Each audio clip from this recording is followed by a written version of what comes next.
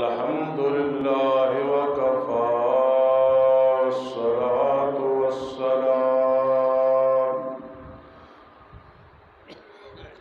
الصلاة والسلام على من لا نبي بعده وعلى آله وأصحابه وأزواجه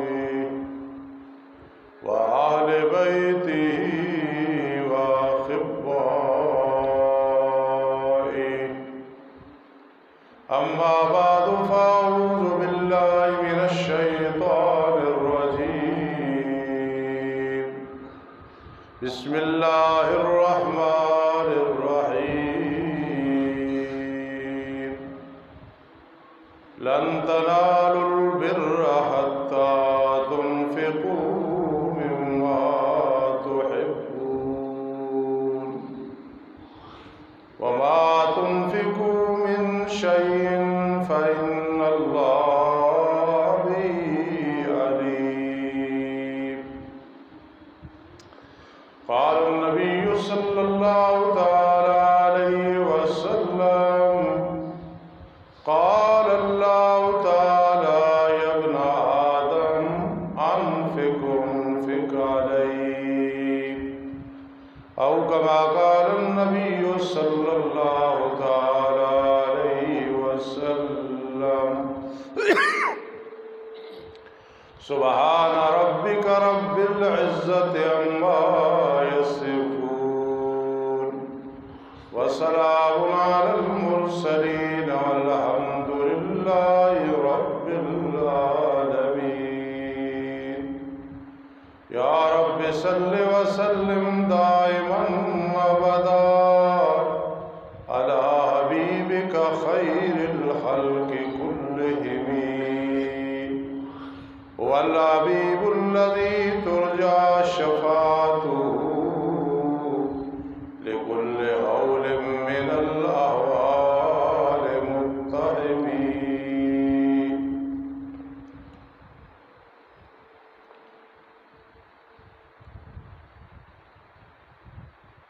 حسب ترتیب آج انشاءاللہ العزیز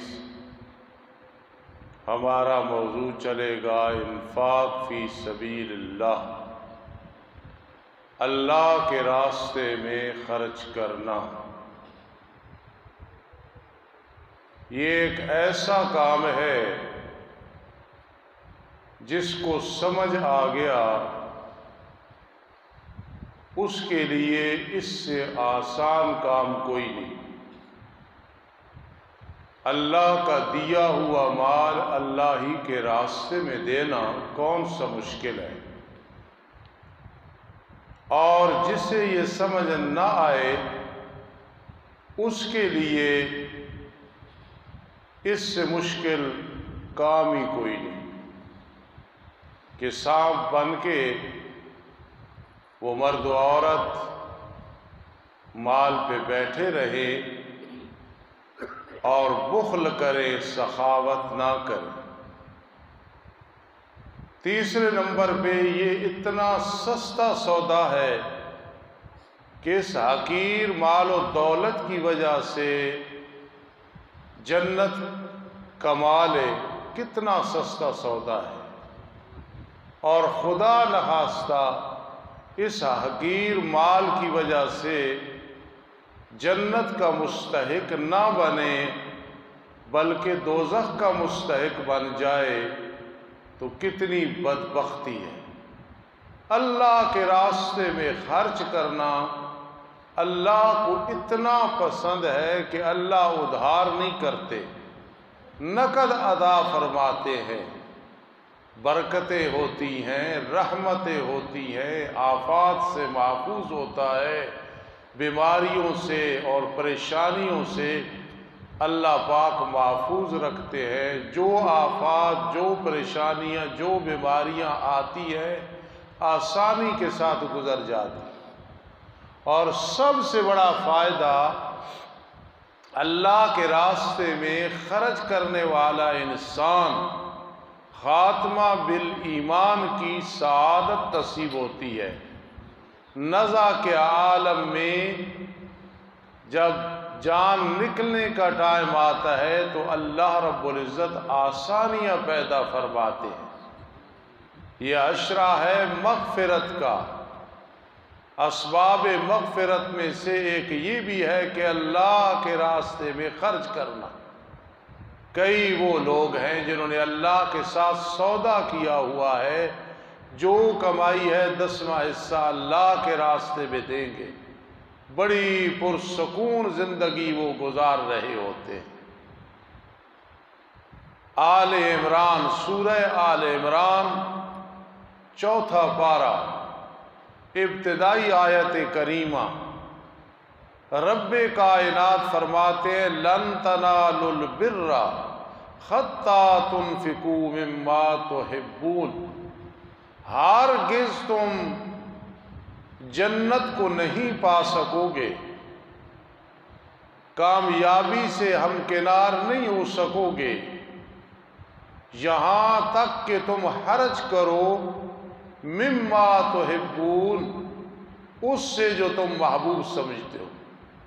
جو تمہیں مال محبوب ہے اس میں سے تم اللہ کے راستے میں خرچ کرو، جنت کے مستحق بن جاؤ گے اور حقیقی مومن کہلاؤ گے۔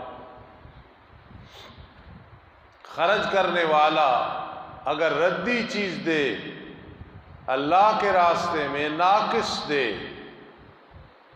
الا ان تغمضوا فی، تمہیں دے کوئی تو تم آنکھیں بند کر لو اور وہ تم اللہ کے راستے میں دے رہے ہو، ایسے نہیں۔ مما تحبون، جو تمہیں محبوب ہے وہ اللہ کے راستے میں دو، جنت کے مستحق بن جاؤ گے۔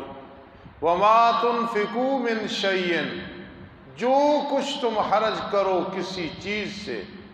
میرے شیخ قاضی شمس الدین علیہ رحمت فرماتے تھے زکوٰۃ جب دو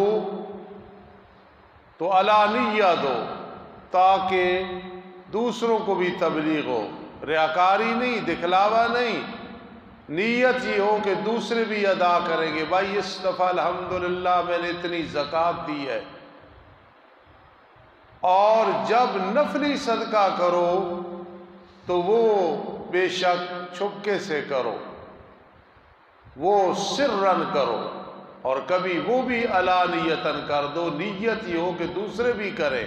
وما تنفقوا من شیء، جو کچھ بھی تم کسی چیز سے خرچ کرو نا، تو فرمایا فإن اللہ بہ علیم، پس بے شک اللہ تعالیٰ اس کے ساتھ خوب علم رکھنے والا ہے، خوب جاننے والا ہے۔ بس نیت پہ فتور نہ ہو، اللہ کی رضا مقصود ہو۔ اللہ رب العزت جب وعدہ کرتے ہیں نا، الا ان وعد اللہ وعد الحق، اللہ کے وعدے سچے ہوتے ہیں۔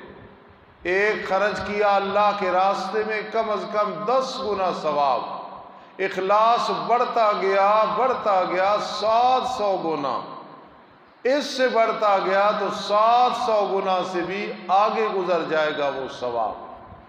کروڑوں اور لاکھوں اور ہزاروں خرچ نہ کرے نفلی طور پہ، تھوڑا خرچ کرے اور نیت میں فتور نہ ہو تو اللہ پاک اسے بڑھا دیتے ہیں۔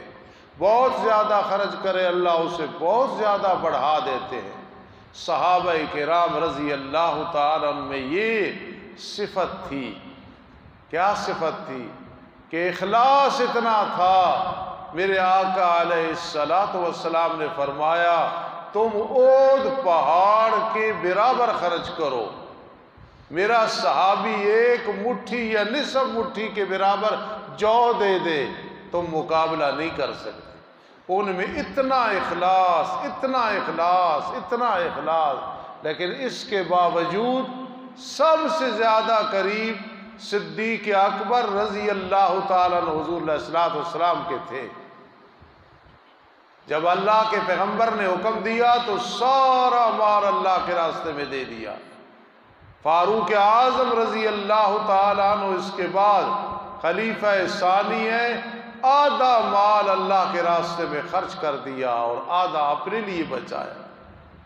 حضرت عثمان رضی اللہ تعالیٰ عنہ غزوہ تبوک کے موقع پہ کتنا اللہ کے راستے میں خرچ کرتے ہیں. اللہ کے پیغمبر خوشی سے فرما رہے ما ضر عثمان ما عمل بعد اليوم مرتين. آپ نے فرمایا آج کے بعد اگر عثمان رضی اللہ تعالیٰ عنہ خرچ نہ بھی کرے، کوئی نیکی نہ بھی کرے، جنت کے لیے اس کے لیے کوئی مانع اور رکاوٹ نہیں ہے. اور حضرت علی رضی اللہ تعالیٰ عنہ کے گھر جو نبی اکرم صلی اللہ علیہ وسلم کی پیاری بیٹی حضرت فاطمہ رضی اللہ تعالیٰ عنہ تھی، انہوں نے تو سخاوت کے گر محمد عربی صلی اللہ تعالیٰ علیہ وسلم سے سیکھے تھے.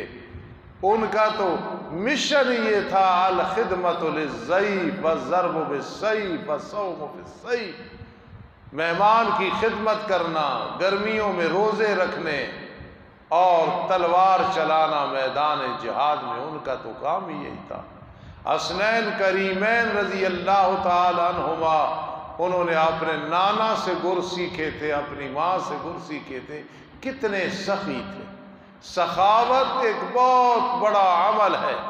پھر خاص کر رمضان المبارک کا مہینہ، زکوٰۃ دے رہے ہیں تو 70 گنا شمار ہو رہی ہے، نفل دے رہے ہیں تو فرض کے برابر ثواب مل رہا ہے. میرے آقا علیہ السلام کی سخاوت رمضان المبارک میں من الریح المرسلہ، من الریح المرسلہ، جہاں تک مدینہ منورہ میں ٹھنڈی ہوا پہنچتی تھی اس سے آگے نبی علیہ السلام کی سخاوت کا اثر پہنچتا تھا. میرے بڑے بھائی قاری صاحب الرحمان صاحب حافظہ اللہ بڑا عرصہ پشاور میں خطیب رہے ہیں، اب اٹک میں خطیب ہیں. وہ فرماتے ہیں کہ وہاں ایک عورت اللہ نے اسے مال و دولت عطا کیا تھا تو وہ عصر سے پہلے شروع ہوتی تھی سخاوت کرنے پہ، مغرب تک وہ سخاوت کرتی رہتی تھی. رب کائنات نے اسے اتنی توفیق سے مرحمت فرمایا تھا. اس لیے میرے عزیزو یہ حقیر مال ہے. قرآن اس کا جب ذکر کرتا ہے تو کہتا ہے متاع، یہ تھوڑا سا مال ہے، حقیر مال ہے، قلیل ہے. اللہ کے راستے میں دے کے اللہ کے بن جاؤ میری ماں بہنوں. حدیث پاک میں آتا ہے میرے آقا علیہ السلام نے فرمایا 2 عورتوں کو کہ یہ جو تم نے کنگن پہنی ہوئی اس کی زکوٰۃ دیتی ہو؟ نہیں دیتی. فرما پھر پسند کرتی ہو کہ قیامت کے دن یہ آگ کے بنائے جائیں اور تمہارے ہاتھوں میں پہنائے جائیں. اس سے پہلے قرآن مقدس بیان فرماتا ہے جس پہ زکوٰۃ فرض ہے وہ نہ دے. فَتُقْوَى بِهَا جِبَاهُهُمْ وَجُنُوبُهُمْ، یہ چہرے، یہ پیشانیاں، یہ پہلو، فرمایا یہ تختیاں بنا کے لوہے کی داغ دیا جائے گا اور ساتھ ساتھ کہا جائے گا هَذَا مَا كَنَزْتُمْ لِأَنفُسِكُمْ، یہ وہ ہے جو تم نے خزانہ جمع کیا تھا اپنے جانوں کے لیے. پکی حدیث ہے.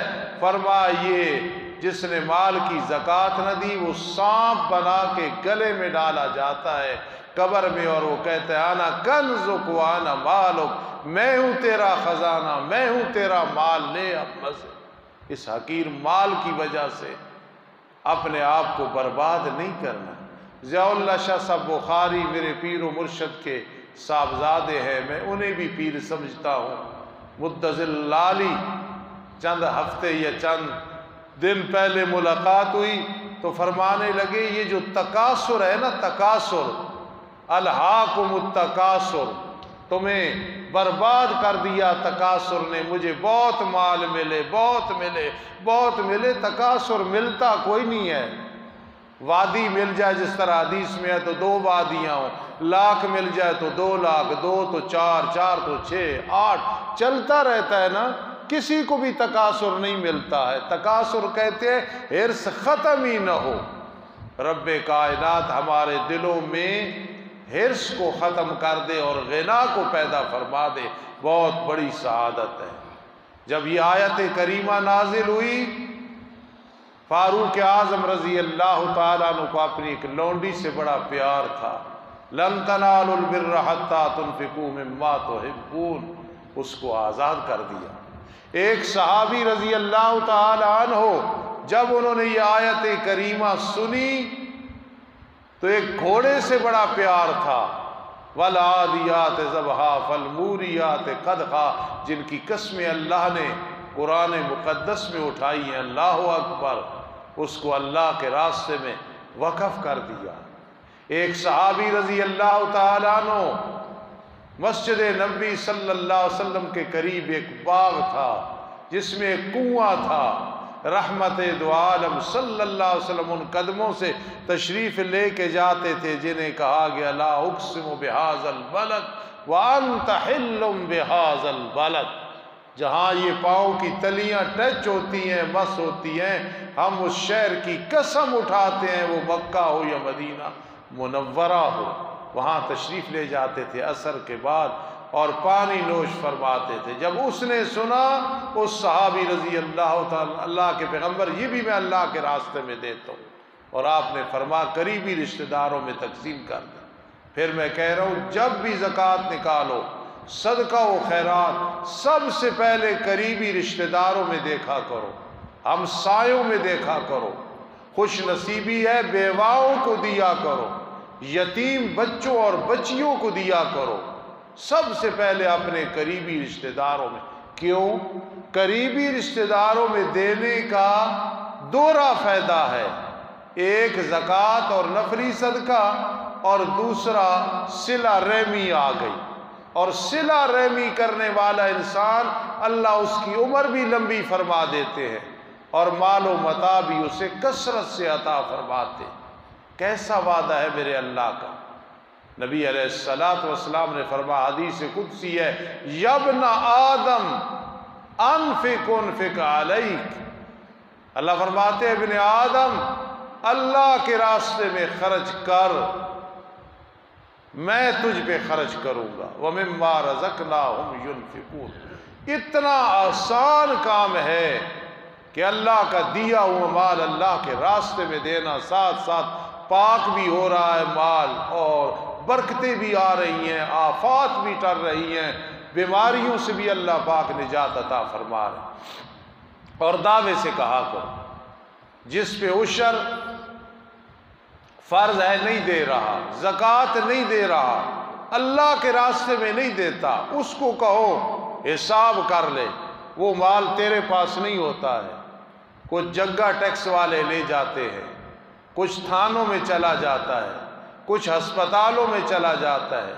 کچھ اولاد عیاشی کر لیتی ہے، کچھ چور اور ڈکیت لے جاتے ہیں، کچھ بے برکتی میں چلا جاتا ہے، اور سب سے بڑی بات زکوٰۃ اور عشر نہ دینے والا، میں دعوے سے کہہ رہا ہوں، آپ تجربہ کریں، اسے سکون اور اطمینان نہیں ہوتا، اس لیے کہ وہ غریبوں کا حق دبائے ہوئی ہوتا ہے، اور غریبوں اور مسکینوں اور مظلوموں کا حق دبانے والا غاصب ہوتا ہے، اور غاصب کبھی سکون میں نہیں ہوتا ہے۔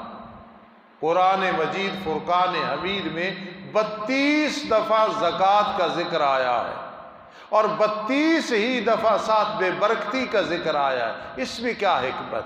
زکوٰۃ دو تو برکتیں ڈیرا لگا لیں گی، اور زکوٰۃ نہ دو تو بے برکتی ڈیرا لگا لے گی۔ یہ رب کائنات کی طرف سے کتنا بڑا ایک فیصلہ ہے، اور کتنا بڑا اٹل یہ ایک قانون ہے۔ زکوٰۃ دو گے برکتیں ڈیرا لے، یمحق اللہ الربا ویربی الصدقات، اللہ پاک زکوٰۃ کی وجہ سے برکتیں عطا فرماتے ہیں، اور سود وغیرہ کی وجہ سے بے برکتیاں ڈیرا لگا لیتی ہیں۔ اس لیے فرمایا وَمَا تُنْفِقُوا مِنْ شَيْءٍ فَإِنَّ اللَّهَ بِهِ عَلِيمٌ، جو کچھ تم کسی چیز سے خرچ کرو اللہ پاک اس سے خوب جاننے والے۔ ایک حدیث مختصر سی سن لیں، شوق پیدا ہوگا اللہ کے راستے میں خرچ کرنے کا۔ جی میرے آقا علیہ السلام نے فرمایا، اور یقیناً کئی لوگ اس کا مصداق یہاں بیٹھے ہیں، ان الجنت تشتاق الی 5 نفر، 5 قسم کے وہ لوگ ہیں، مرد و عورت، شہری دیہاتی، نیک گنہگار، جنت ان کی مشتاق ہے۔ ہم سب جنت کے مشتاق ہیں۔ 5 وہ ہیں کہ جنت انہیں چاہتی ہے۔ ذرا دیکھیں، محب محبوب بن جائے تو کتنی بڑی تقسیم ہے، کیسی نسبت اور قسمت ہے۔ ان الجنت تشتاق الی خمسۃ نفر، جنت 5 قسم کے لوگوں کی مشتاق ہے۔ تال القرآن، قرآن مجید کی زیادہ تلاوت کرنے والا، مرد عورت جوان بوڑھا چھوٹا بڑا شہری دیہاتی، جنت اسے چاہتی ہے میرا مقیم بن جائے۔ نتبوأ من الجنت حیث نشاء، اس کا مصداق بن جائے۔ وحافظ اللسان، اور دوسرے نمبر پہ وہ جو زبان پہ کنٹرول کرتا ہے، غیبت نہیں، چغلی نہیں، جھوٹ نہیں، منافقت نہیں، غداری نہیں، جی وحافظ اللسان، زبان پہ کنٹرول کرنے والا، جنت اس کی مشتاق ہوتی ہے۔ اور تیسرے نمبر پہ وَمُطْعِمِ الْجِيعَانِ، بھوکوں کے لیے کھانا مہیا کرنے والا، جنت اس کا اشتیاق رکھتی ہے، چاہتی ہے میرا مقیم بن جائے۔ کتنے خوش نصیب ہیں جو افطاری کا انتظام غرباء کے لیے کرتے ہیں، وہ بدقسمت بھی ہے۔ جس طرح میرے آقا نے فرمایا اچھا ولیمہ وہ ہے جس میں غرباء کو بلایا جائے، برا ولیمہ وہ ہے جس میں امیروں کو بلایا جائے اور غریبوں کو بھلایا جائے۔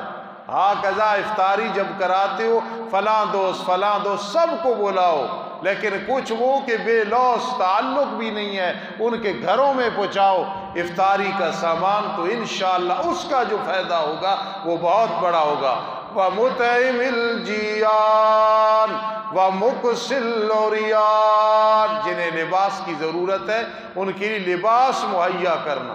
نیت صاف ہو تو جتنا عرصہ وہ قمیض شلوار رہے گی، وہ دوپٹہ اور وہ برقع اور وہ چادر رہے گی، نماز پڑھتے رہیں گے، ثواب ملتا رہے گا، ثواب ملتا رہے گا۔ کتنی بڑی بات ہے۔ اور یہ بھی طریقہ بناؤ اپنا، نیا سوٹ بنوایا پرانا اللہ کے راستے میں دے دو، اور کبھی ترجیح دے دو نیا سلایا اور اس کو اللہ کے راستے میں دے دو، پھر دیکھنا گھر میں خیر و برکت ڈیرا لگائے گی، اولاد بھی مطیع ہوگی، بیوی بھی مطیع ہوگی، اللہ کی رحمتیں بھی برسیں گی۔ بڑا آسان سا گر ہے اللہ کے راستے میں خرچ کرنا۔ اور 5ویں نمبر پہ کیا ہے، وہ لوگ بھی ہیں جو 1000 دفعہ روزانہ درود شریف پڑھتے ہیں، 500 دفعہ درود شریف پڑھتے ہیں۔ شاہ ولی اللہ فرماتے رحمہ اللہ کہ میرے والد محترم پہ موت کا ٹائم آیا، بلایا ولی اللہ درود زیادہ پڑھا کر، بہا وجدنا ما وجدنا، ہمیں جو کچھ ملا درود کی برکت سے ملا۔ تو 5ویں نمبر پہ وہ ہے وَمَنْ صَلَّى عَلَى حَبِيبِ الرحمن، جو اللہ کے محبوب پہ کثرت کے ساتھ درود شریف پڑھتا ہے وہ چل اس فرش پہ رہا ہوتا ہے اور جنت اس کی مشتاق ہوتی ہے۔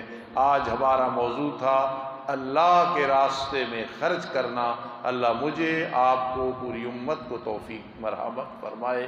وَمَا عَلَيْنَا إِلَّا الْبَلَاغُ الْمُبِينُ۔